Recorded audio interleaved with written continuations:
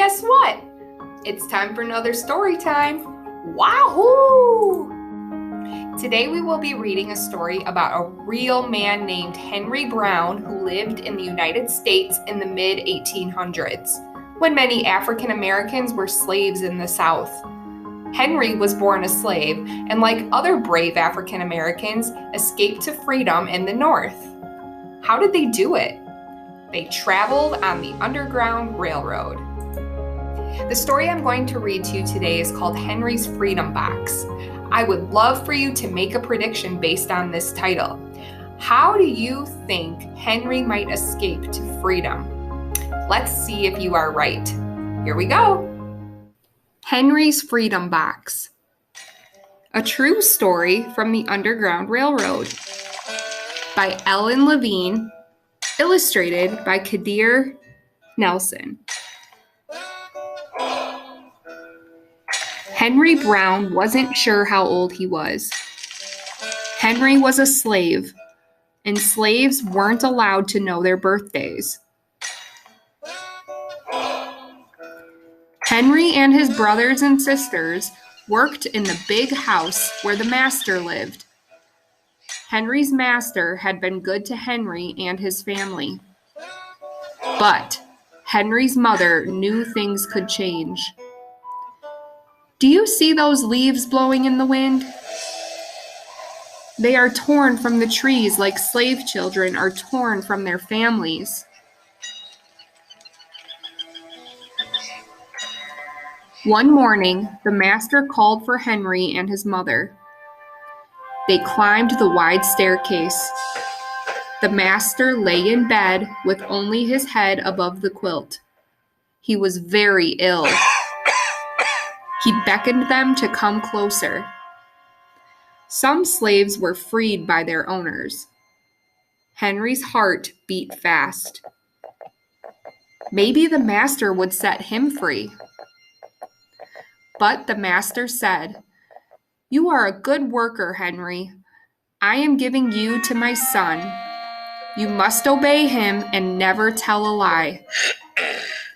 Henry nodded, but he didn't say thank you. That would have been a lie. Later that day, Henry watched a bird soar high above the trees. Free bird, happy bird, Henry thought. Henry said goodbye to his family. He looked across the field. The leaves swirled in the wind. Henry worked in his new master's factory. He was good at his job. "Do not tear that tobacco leaf," the boss yelled at the new boy. He poked the boy with a stick. "You boy, come here." If you made a mistake, the boss would beat you.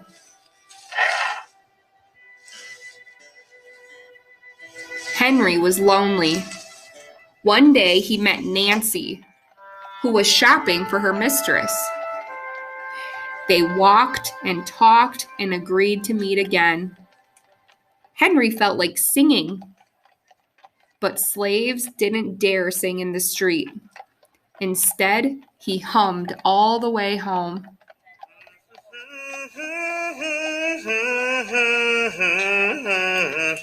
Months later, Henry asked Nancy to be his wife. When both their masters agreed, Henry and Nancy were married. Soon there was a little baby, then another, and another. Henry knew they were very lucky. They lived together even though they had different masters. But Nancy was worried. Her master had lost a great deal of money. "I'm afraid he will sell our children," she said. Henry sat very still. Henry worked hard all morning. He tried to forget what Nancy had said. His friend James came into the factory. He whispered to Henry, "Your wife and children were just sold at the slave market." "No," cried Henry. Henry couldn't move. He couldn't think. He couldn't work. Twist that tobacco. The boss poked Henry. Henry twisted tobacco leaves. His heart twisted in his chest. At lunchtime, Henry rushed to the center of town. A large group of slaves was tied together. The owner shouted at them. Everybody back up! Henry looked for his family. Father, father! Henry watched his children disappear down the road. Where was Nancy? He saw her the same moment she saw him. When he wiped away his tears, Nancy too was gone. Henry no longer sang. He couldn't hum. He went to work, and at night he ate supper and went to bed.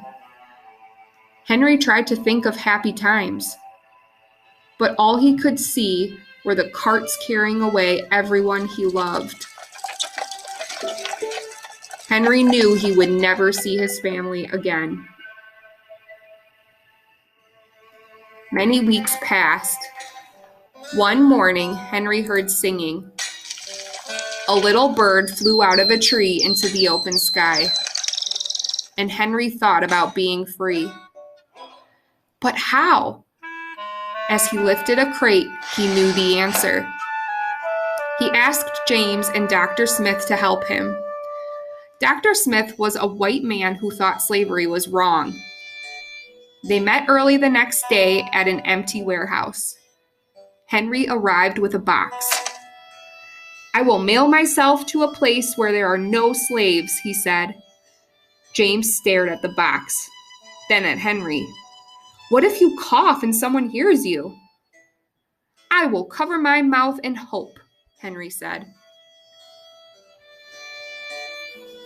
Dr. Smith wrote on the box, to William H. Johnson, Arch Street, Philadelphia, Pennsylvania. Henry would be delivered to friends in Philadelphia. Then he printed on the crate in big letters, this side up, with care. Henry needed an excuse to stay home, or the work boss would think he had run off. James pointed to Henry's sore finger, but Henry knew it wasn't bad enough. He opened a bottle of oil of vitriol. No, cried James. Henry poured it on his hand. It burned his skin to the bone. Now the boss would have to let him stay home. Dr. Smith bandaged Henry's hand. They arranged to meet the next morning at 4 o'clock. The sun was not yet up when Henry climbed into the box. Ready, he said. James nailed down the lid. Dr. Smith and James drove to the station. The railway clerk tipped the box over and nailed a paper to the bottom. Dr. Smith begged the clerks to be careful, but they didn't listen. They threw the box into the baggage car. Hours passed.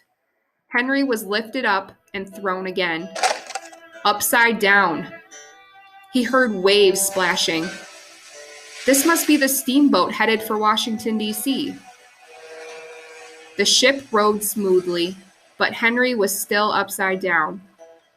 Blood rushed to his head. His face got hot. His eyes ached. He thought his head would burst, but he was afraid to move. Someone might hear him. I'm tired of standing, someone said. Why don't we move that box and sit on it, said another. Henry held his breath. Could they be talking about his box? Henry was pushed. The box scraped the deck. Now he was on his right side. Now on his left. And suddenly right side up.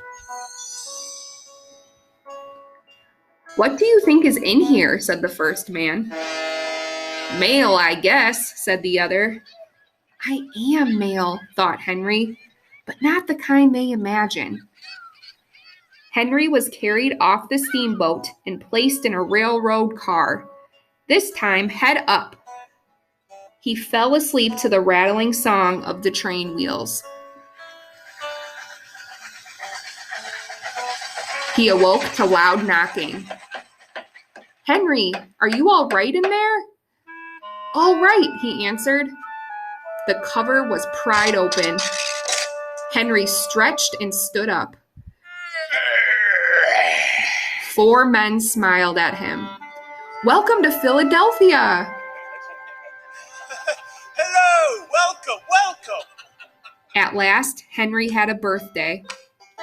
March 30th, 1849, his first day of freedom. And from that day on, he also had a middle name.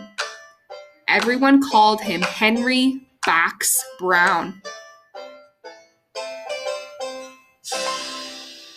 The end.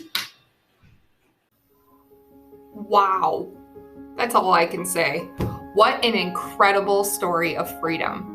I have some questions for you all to think about and discuss with your class or an adult at home. So, number 1, how is the Underground Railroad similar to a real railroad? And how is it different?